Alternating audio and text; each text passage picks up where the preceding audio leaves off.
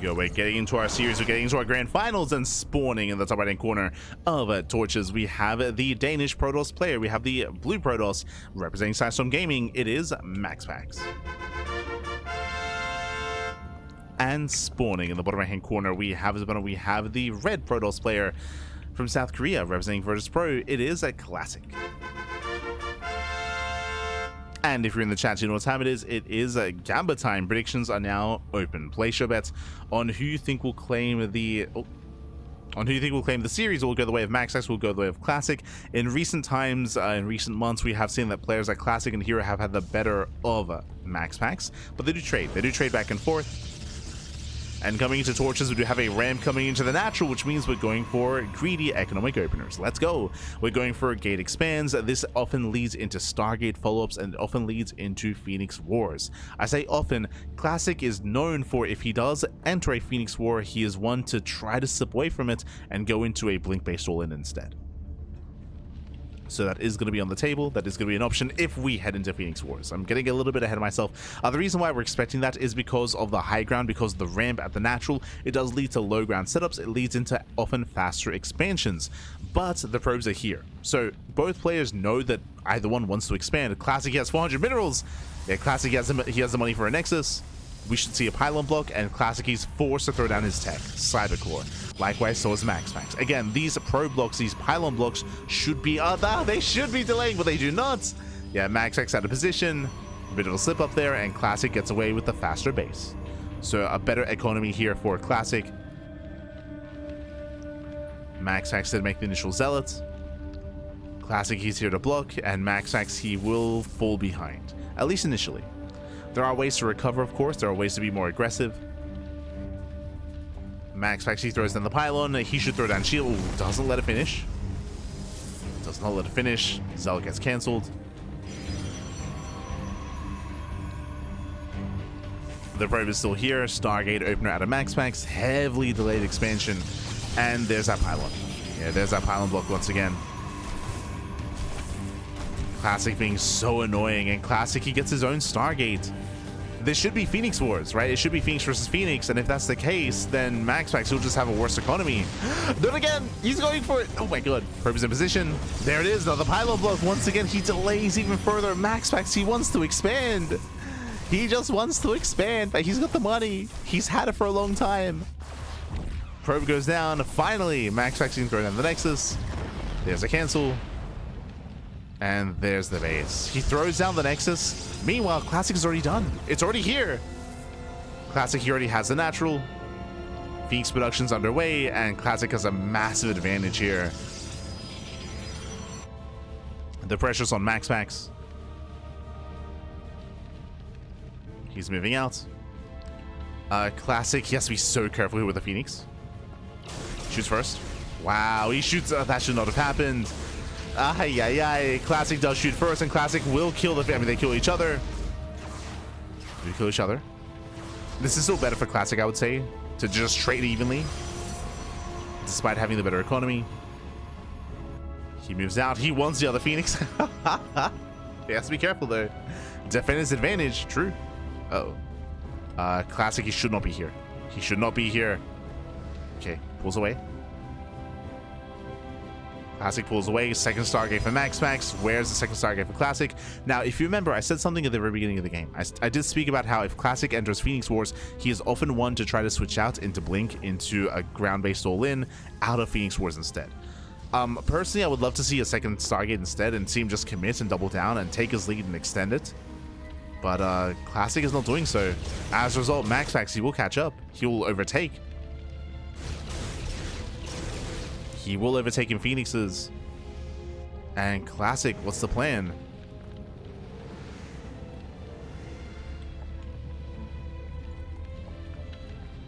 Oh, he's moving out. He's a very late second Stargate. He's going to try to camp the production. He should not engage. Yeah, Classic, he has to get the hell out of here. He cannot fight. If he does, he will lose.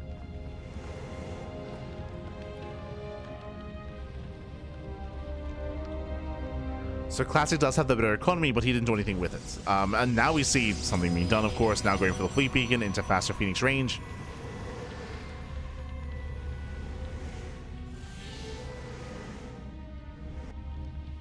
Classic is setting up for a faster third, okay.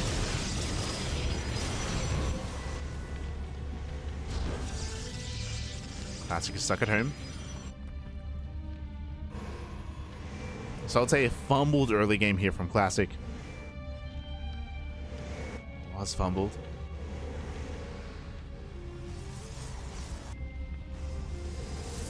MaxPax moving in. Again, Classic cannot fight. He has less Phoenixes.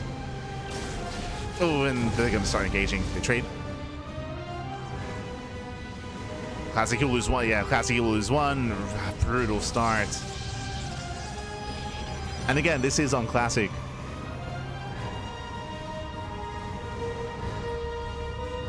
And MaxPax, he may just commit. He may just commit here.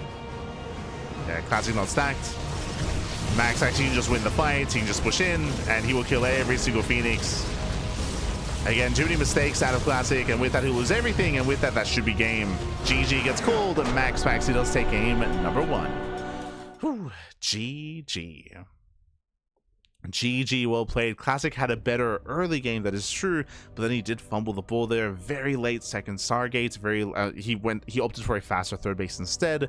So later second Stargate, later production. As a result, he did fall behind Phoenix wise. He also got caught unstacked. He lost one Phoenix earlier on after the first initial trade, and he fell behind. He stayed behind. GG. GG, well played with that. MaxPax, he is able to claim it, able to win it, able to get on top with those Phoenixes, and takes a lead in the series. GG.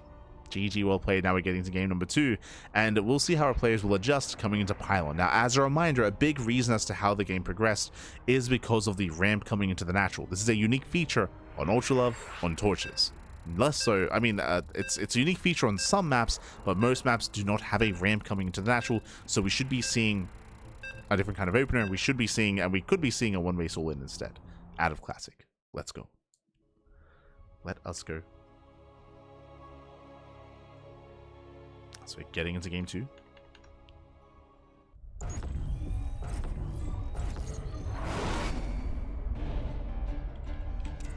And spawning in the top right-hand corner of Pylon, we have the Danish Protoss player. We have the blue Protoss leading the series 1-0 for System Gaming. It is MaxPax. And spawning in the bottom right-hand corner, we have the red Protoss player. The red Protoss himself from South Korea, representing Protoss Pro. It is a Classic. We go.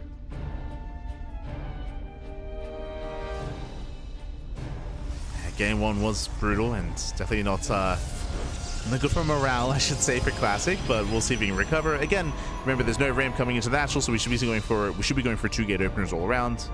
2 gate openers on the high ground, and we'll see if either player does proxy. Meanwhile, a big shout to oh my god, Quack. Thank you so much in the chat to Duckman Parky as well. Thank you so much for subscribing for the first time with Twitch Prime. Thank you. Do appreciate the support. Hope you enjoy the content. Hope you enjoy the casting. Hope you enjoy the StarCraft. Hope you enjoy. Thank you. Gracias, papi, gracias. Duckman.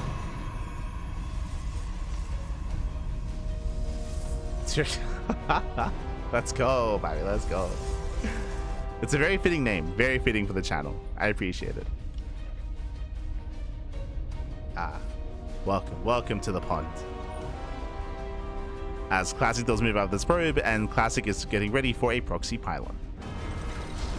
Right, here we go. Proxy at the Zalnaga Tower. MaxPax, he's looking for the pylon, and this is a prime location for, this could be a Stargate or a Robo. Both are viable here in this location. What's it going to be? Waiting for the Cybercore.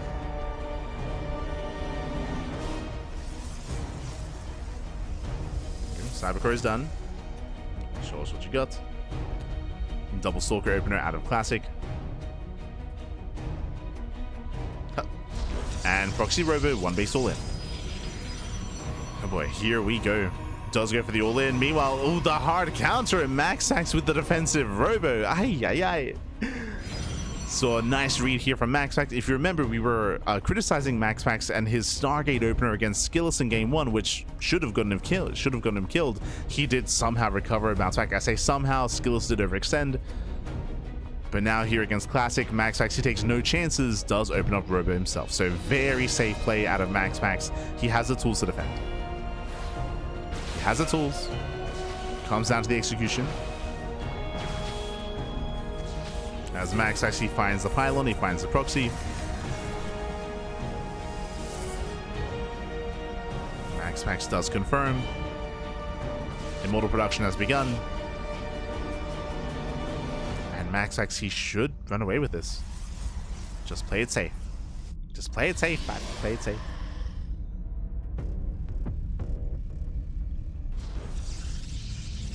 There we go, third gateway in the main.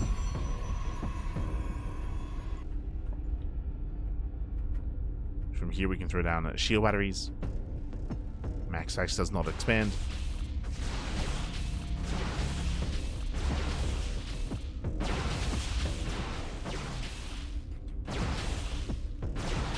Sending Classic away. Dropping into the main. He rotates over. Rends the sentry. Oh. And no major damage.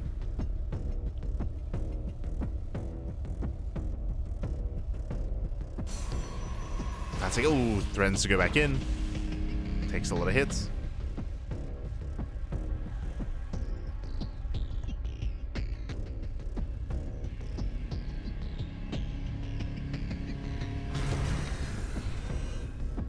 Nice, got his immortal. At the same time, a 2-for-1 trade for MaxPax, not ideal with those adepts. But actually going further in, a bold move. He goes across the map, he can always recall, he's going for the pylon. Yeah, he's going for the production. Pylon is going to be targeted. Classic tries to go in, he gets punished. Oh, I say that, no, never mind, he does break through. He does unload, does break through. Takes down the Stalker. Stalker goes down, now the defensive immortal. Oh, the Prism! No, the Prism! Oh my god, one shot away. Uno más, papi, uno más. So close. Classic defends, the Prism barely escapes. Classic is holding on. But he did lose his production. Everything was depowered. Oh.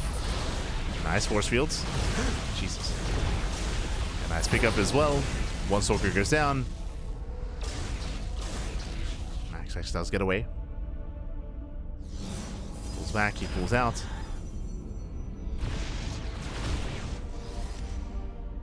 MaxPax gets spotted. The army's moving in. Let's intercept. Nice force fields. They catch only one unit though. One adept. Zoning back the army. Oh.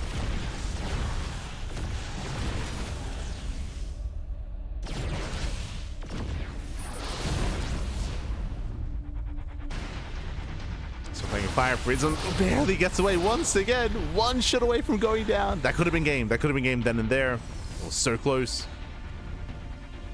MaxPax has opted to expand. They're going to go back into the main. They can always recall. They can. They probably will. Yes, both pylons. Kites back. There's a recall. Does recall back home just in time. Stalker's getting caught out. Shields are triggered. Here come the defensive immortals. And MaxPax is just all over this. He's all over this defense. Gets on top of the immortals, pushing on top of the prism. Immortal goes down. GG gets called. The all-in fails, and MaxPax takes a 2-0 lead. GG. Whew. GG, well played again. MaxPax, he did open up with a hard counter. He went for a defensive robo himself. As we mentioned, he had the tools to defend. It just came down to the execution, and the execution was there. He shut down the initial prism. He shut down he was even able to get across the map and shut down the production as well. Again, that defensive robo is what you want if you're being all in such a manner. And MaxPax, he read that well. He didn't even scout the initial proxy initially before he threw down the robo. He threw it down expecting a proxy, expecting an all-in out of Classic, and did read him well enough. And now we're getting to game 3, potentially the final game of the series. MaxPax, he's one game away from claiming the series and becoming our champion. We'll see if we can go all the way. Uno más, papi, uno más.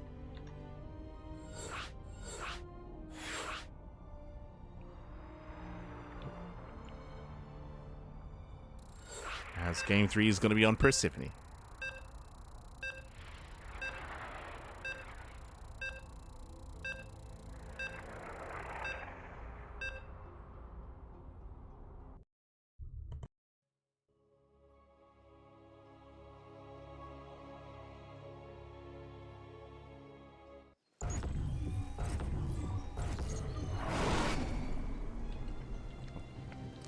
And here we go. We're getting into potentially the final game of the series. This morning in the top left-hand corner of Persephone, we have the Danish Protoss player. We have the blue Protoss representing Sidestorm Gaming, leading the series 2-0. It is MaxPax.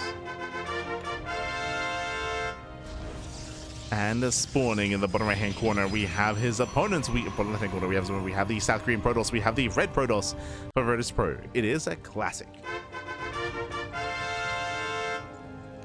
Here we go.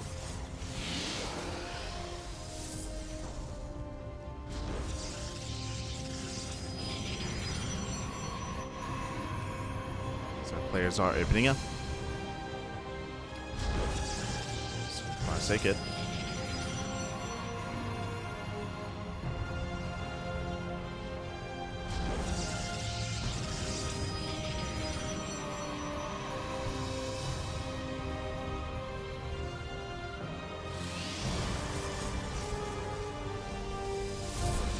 As once again, welcome to Persephone. There is no ramp coming into the natural, so we should be seeing 2 gate openers. And the question becomes, do we see Classic go for an all-in as he sets up on the high ground? Okay. He sets up next to his main, I should say. Gate on the high ground. Gate expand. A hyper greed out of Classic. Which means MaxPax. Oh, does he just proxy here and now blindly? No shot.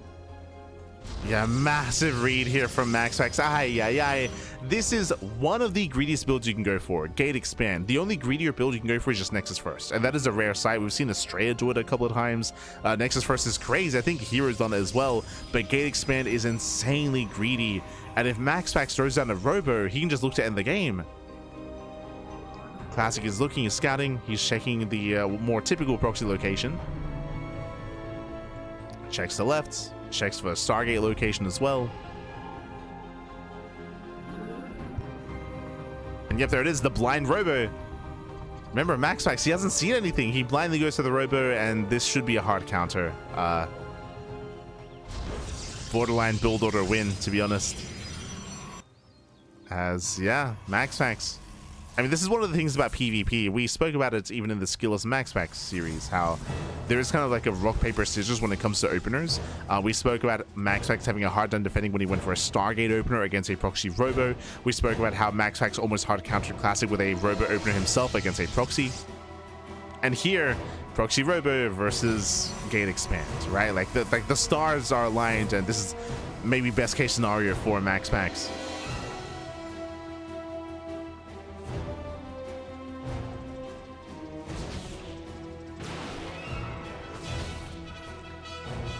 And we saw that almost every game. I say almost every game just because game 1 was Phoenix Wars, and that was, again, Classic just kind of dropping the ball himself. Stargate's on the way, extra gateways are on the way.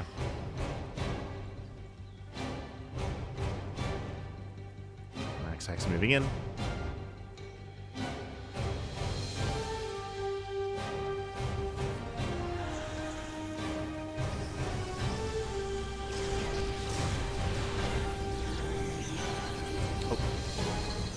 Yeah, 4 Stalkers taking 1-shot probes. Getting 1 through 3. 3 probes going down. Oh, bit of miscontrol out of MaxPax. Okay. Does have some miscontrol. Leaves that 1 Stalker. That should not have happened.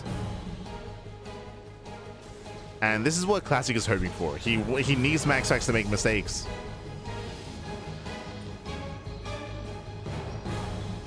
Will he make another? As the Immortal has arrived, there's 3 shield batteries to defend. MaxPax moving in. Gets 1. Gets the sentry. He should be targeted. Oh, the shield battery though. Oh my god.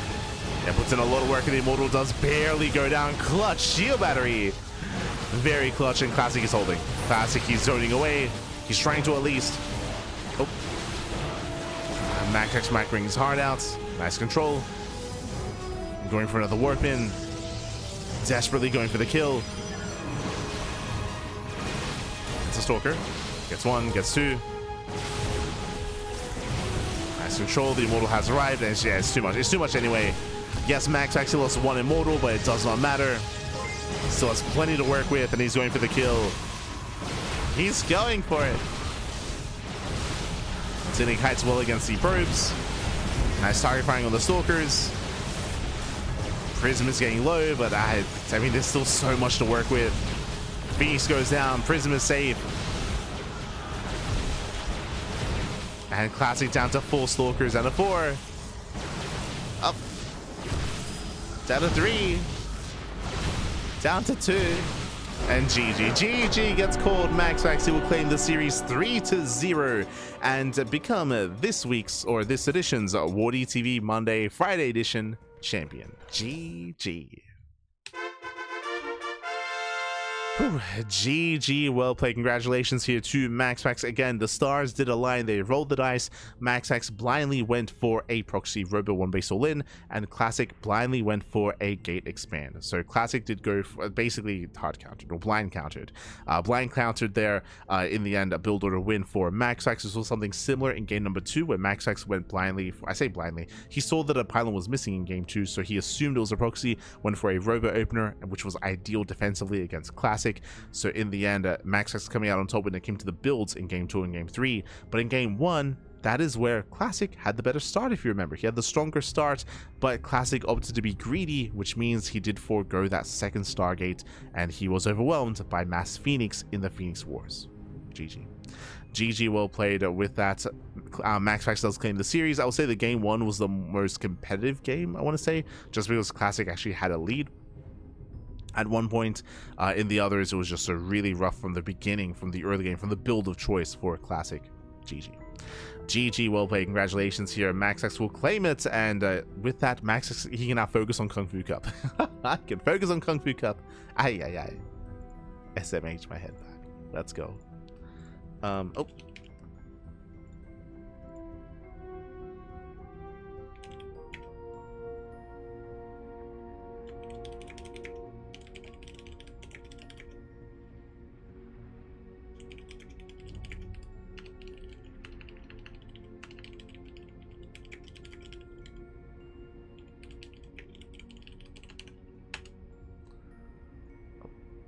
Just messaging.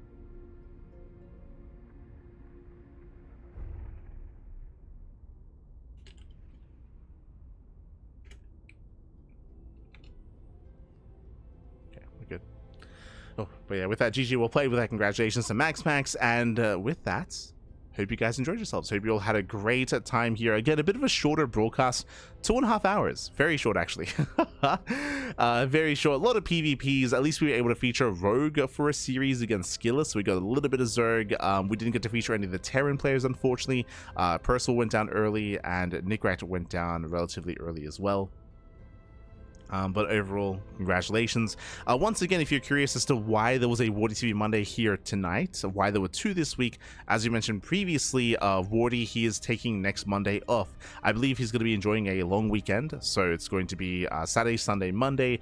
So because there's no weekly tournament on Monday, that is why he did decide to reschedule to a Friday instead, to still have the same amount of tournaments, just on a different day. I'm sure this did impact signups. It did mean that there were less signups and less of some of the other Terran players to compete, but regardless, still a solid turnout. And again, congratulations to our top players. Congratulations. When it comes to the rest of our schedule here, bam, we do have it before you. Let's go. That was filthy, and here I was thinking Classic was favored. I mean, I would have said that Classic was favored as well. It just, as I was trying to emphasize before, it's one of the things when it comes to PvP is that sometimes there are just build order wins and build order losses, and MaxPax was able to maybe metagame or just mind game or just read Classic quite well when it came to just assuming what builds he would be going for on what map and on which game. But that is like a factor. That is something that factors in for sure. But looking at our schedule here, we just wrapped up with our Friday cast, the Friday evening cast of WardiTV Monday. And as you can see here, we are going to be live with the Starfest qualifiers as well. Actually, let me just double check that. Right, I forgot. True. We have the, sorry, I keep saying Starfest. We have Stellarfest, the European qualifier, that's going to be in a couple of hours time, and we have the global qualifier tomorrow as well. I'll be honest, I'm a little bit tentative about covering the European qualifier. We were not available for the American qualifier or for the Korean qualifier. I do apologize. They were this morning and yesterday morning. We just weren't available for them. For this qualifier cast for the European one, technically I could try to stay up for it, but at the same time, I also have to look after my bunnies as well. So I'm a little bit tentative on this one. A little bit tentative. We'll see. We should be there for at least the global qualifier. Like the global qualifier, we should be there for. That is going to be tomorrow at 9 p.m. KST. That's going to be in under 24 hours. We should be there for the global qualifier at least. We also have the Tuna Cup over on Sunday as well. Sunday evening, there's also the SC2 Safe House qualifier. Tentatively, we might be covering that as well. Still on the fence about the SC2 Safe House qualifier and of course the European Starfest or Stellarfest qualifier as well. So on the fence. But otherwise, thanks for watching, thanks for tuning in. Another quick announcement, of course, is the Turtle Tussle. Turtle Tussle is going to be coming back next week, so look forward to that. Another regular bi-weekly tournament will be returning now that we're in the off season, so look forward to that, to feature more of the fresher TLMC maps as well. I'm still a little bit disappointed that the WardiTV Mondays aren't featuring any of the new maps. Same with Pegasus Cup this week, and I'm hoping that changes moving forward. You know, give us some of the fresh maps, make sure we get to experience them before voting closes for TLMC. We're doing our part, hoping the other tournament organizers do their part as well. I'm hoping for it.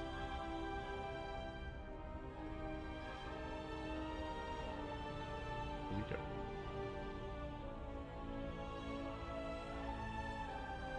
But otherwise, no, I didn't get to say. I feel so bad. I remember there was the notification towards the end of the game. I do apologize, but shout out to Sword over the chat. God, thank you so much. Thank you so much for the raid. Do appreciate it. Sorry, I was so engrossed in the game itself. It just kind of passed me by. The raid happened during the final game, so I do apologize. But thank you so much, Sordo. Thank you. It's a shout out.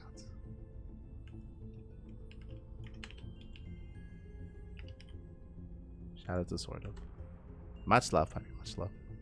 I know that Sort of has been spending a lot of time competing in and streaming Age of Empires, but I want to say that recently he may have dipped his toes back into StarCraft with the new patch. So I hope Sort of is doing well. Hope you're doing well.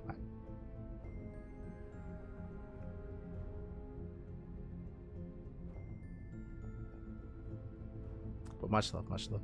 Otherwise, with that, we're going to be wrapping up. Here for the time being. Thanks so much for watching. Thanks so much for tuning in. Again, there is going to be the Stellarfest qualifier that's going to be at 2 a.m. KST, 3 a.m. my time. That's going to be in around 4 hours time. So you can check that out. I'm a little bit tentative whether or not I will cover that. It's been a very draining day today, so I might just pass the hell out. But we'll see. Otherwise, we'll see you guys at least tomorrow for the global qualifier. See you then. Bye. See you then.